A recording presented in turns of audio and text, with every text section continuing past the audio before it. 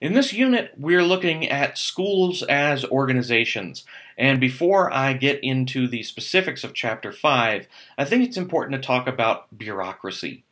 To most people, bureaucracy is a bad word. And I'm not saying that it's either bad or good here. Bureaucracy simply is. So let's talk about what we know about bureaucracies. The sociological understanding of bureaucracies starts with Max Weber. And Weber taught us to think about how any bureaucracy comes into being. So think about it this way. Suppose you and a few students get together to form some kind of club.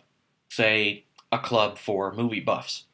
At first, it's just a few of you, so it's easy to just decide amongst yourselves what you'll do, what movies you'll watch, when you'll meet, who will be responsible for bringing refreshments, etc. But your club is really cool, and so other people start asking to join. You want to share the joy of movies with everyone, so you bring people in. Before you know it, you've got 50 members in your club, and it's more difficult to organize meetings now to decide on movies, etc., so you start doling out roles and responsibilities. Maybe some to individuals and others to committees, a refreshment committee, a location committee that will decide which theaters you will all visit to review movies. Then, in the process of visiting movie theaters, you discover that CU Boulder and Colorado State also have movie clubs, and it might be fun to meet with them from time to time.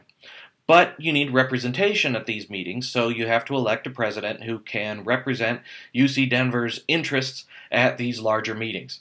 And you need a vice president in case the president dies. And you need a secretary who is responsible for recording the meeting minutes so that folks who are unable to attend the meetings can read about them. Meanwhile, your own UC Denver club has grown to over 200 members with committees devoted to developing club bylaws, representatives to the UC Denver Student Senate, and still the monthly club activities like which movies to review. Your club president, in the meantime, has made connections with other movie clubs all around the state of Colorado. Suddenly, your club is just one of 100 around the state, and there is a Colorado Assembly of movie buff clubs which has its own president, to which your president reports.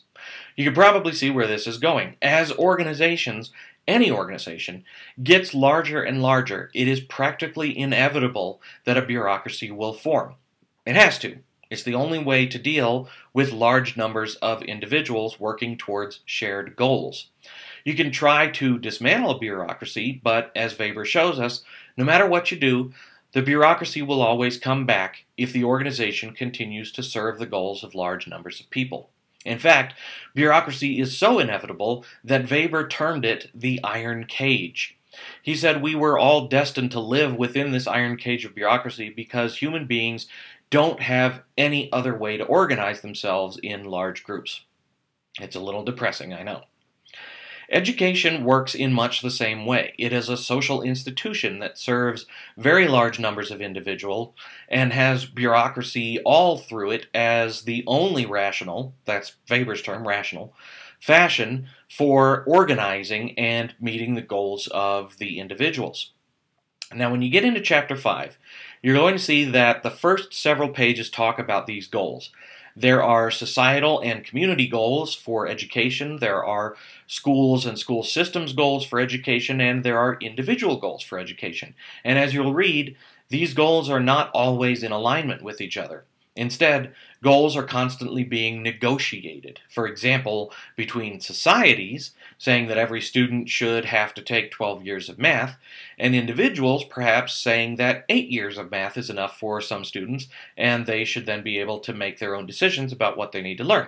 It's a constant trade-off. You'll also read about the hierarchical system of authority, and take a look at Figure 5.3, which shows authority stemming from the school board through the superintendent to principals, to teachers, to students, with lots of other layers in between.